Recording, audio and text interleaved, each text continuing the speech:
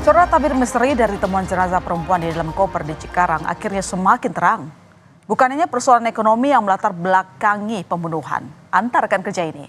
Namun ada motif asmara di balik pembunuhan. Tak sampai di situ saja. Pesta pernikahan pelaku yang tinggal menghitung hari harus dibatalkan karena sang mempelai pria harus diseret ke jeruji besi.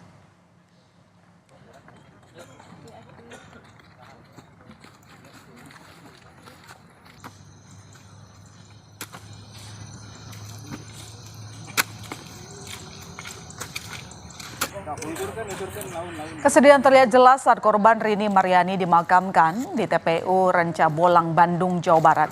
Keluarga tidak menyangka 2 hari tak ada kabar, korban malah ditemukan dalam kondisi tak bernyawa.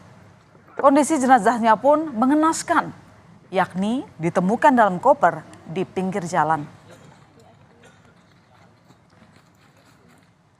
Jenazah ini pertama kali ditemukan oleh seorang petugas kebersihan pada 25 April, saudara, yang sedang membersihkan sampah di Jalan Inspeksi Kalimalang. Petugas curiga dengan keberadaan koper hitam besar dan berat di pinggir jalan. Setelah diperiksa, ternyata ada jenazah seorang perempuan di dalamnya. Temuan jenazah dalam koper ini membuat geger warga yang melintas. Dari penyelidikan polisi, ini jelas kasus pembunuhan. Hampir sepekan menjadi misteri. Siapa pelaku pembunuhan jenazah dalam koper ini? Polisi akhirnya menangkap pelaku. Pelaku tak berkutik saat ditangkap oleh tim gabungan polisi di rumah istri yang baru dinikahinya di Palembang, Sumatera Selatan. Jejak pelaku pembunuhan Rini Mariani terendus dari rekaman CCTV hotel tempat keduanya terakhir kali terlihat. Pelaku diketahui kabur ke Palembang 2 hari setelah membunuh korban.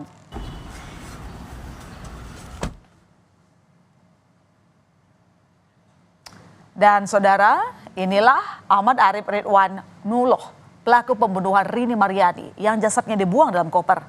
Pria berusia 29 tahun ini merupakan rekan kerja dari korban. Pengungkapan pelaku ini membuat keluarga korban sangat terkejut. Lantaran sehari setelah korban dibunuh, keluarga korban sempat bertemu dengan pelaku di kantor korban. Pelaku sempat meminta keluarga tak melaporkan kasus ini kepada polisi dan menggiring opini yang membuat keluarga korban curiga pada suami korban. Namun, tuduhan ke suami korban itu tak terbukti. Suami korban kini bisa bernafas lega karena tak lagi dicurigai sebagai dalang pembunuhan sang istri. Suami korban mengakui memang hubungannya dengan istri tak harmonis. Namun, tak terbersit dari ganda melakukan hal keji. Seminggu kemarin tuh sempat bertemu dengan pelaku di kantor pusatnya. Dan saya sama anak almarhum yang pertama tuh sempat ngobrol juga gitu dengan pelaku tuh, dan pelaku memang menyarankan saya untuk tidak melaporkan ke pihak berwajib terlebih dahulu dan menyarankan untuk membicarakan secara kekeluargaan dan keluarga pihak suaminya, karena opini yang beredar kemarin itu memang menyudutkan dari pihak orang terdekatnya. Namun hal itu dibantah, sangat-sangat dibantah, karena ternyata pelakunya bukan dari orang terdekat, melainkan dari orang kantor pusatnya. Dan opini itu menyudutkan saya, dan saya bangga sekali. Anak saya juga tetap dalam pendidikan. Kalau saya bukan pelakunya, saya mengganti mamahnya, keluarga juga masih ada. Jadi semua saudara akhirnya kan udah tahu bahwa si pelaku itu, jadi akhirnya semua gugur. Bak petir di Siang Bolong, penangkapan Arif juga membuat keluarga istri yang baru saja dinikahi pada Maret lalu terkejut. Apalagi Arif digiring saat berada di rumah keluarga istri di Palembang. Syok sudah pasti dirasakan istri pelaku. Lantaran pelaku akan menggelar pesta pernikahan pada tanggal 5 Mei. Namun semua rencana itu akhirnya pupus. Gedung Auditorium Muhammadiyah di Palembang, Sumatera Selatan ini, saudara, seharusnya akan didekorasi menjadi lokasi pesta pernikahan dari Ahmad Arif dan sang istri yang akan digelar pada Minggu 5 Mei. Namun karena mempelai pria yakni Arif diseret ke jeruji besi akibat membunuh rekan kerjanya, pesta pernikahan itu terpaksa harus dibatalkan oleh istri pelaku. Tenda pernikahan yang sudah terpasang dibongkar. Uang sewa gedung yang sudah lunas pada sepekan lalu diminta kembali oleh pengantin perempuan. Lantaran hajatan tak jadi digelar.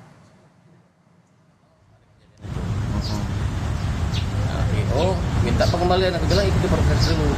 Kita pastikan dulu, nah apa ya tidak kan hukum itu kan tertulis kan. Yang pasti tidak bisa 100% karena itu sudah rugi ya kan. Pak, ini gedungnya sudah didekorasi untuk resepsi pelaku. Oh, tendanya sudah terpasang kemarin, dibongkar itu. Bongkar lagi. Sudah pindah samping sudah terpasang. Terungkapnya kasus pembunuhan perempuan dalam koper ini tak lepas dari rekaman CCTV. Jejak Arif sebagai pelaku pembunuhan Rini Maryani terendus polisi dari rekaman CCTV hotel tempat keduanya terakhir kali terlihat. Pelaku adalah orang yang terakhir terlihat bersama korban sebelum akhirnya korban ditemukan meninggal dunia. Dan saudara, inilah rekaman CCTV yang memperlihatkan detik-detik pelaku dan korban masuk ke dalam kamar di hotel di Jalan Kebun Kawung, Cicendo, Bandung, Jawa Barat. Pelaku dan korban diketahui masuk ke hotel pada Rabu 24 April 2024 pukul 9.51. Pelaku dan korban bertemu di hotel untuk berkencan. Sore harinya, pada pukul 18.39 WIB, pelaku membawa korban yang sudah tak bernyawa di dalam koper. Sebelum pelaku keluar membawa jenazah korban, ternyata pelaku diketahui 2 kali membeli koper untuk membuang jenazah korban. Dan saudara, ada 2 motif yang menjadi latar belakang pelaku membunuh korban, yakni marah karena saat kencan korban menanyakan kejelasan status hubungan dan meminta dinikahi. Lalu motif lain adalah pelaku ingin menguasai harta korban. Motif daripada tersangka melakukan pembunuhan ini disebabkan karena tersangka tidak terima ataupun tersinggung dengan perkataan korban yang meminta pertanggungjawaban untuk dinikahin, sehingga membuat tersangka sakit hati dan melakukan pembunuhan. Di samping itu juga ada motif ekonomi yang mana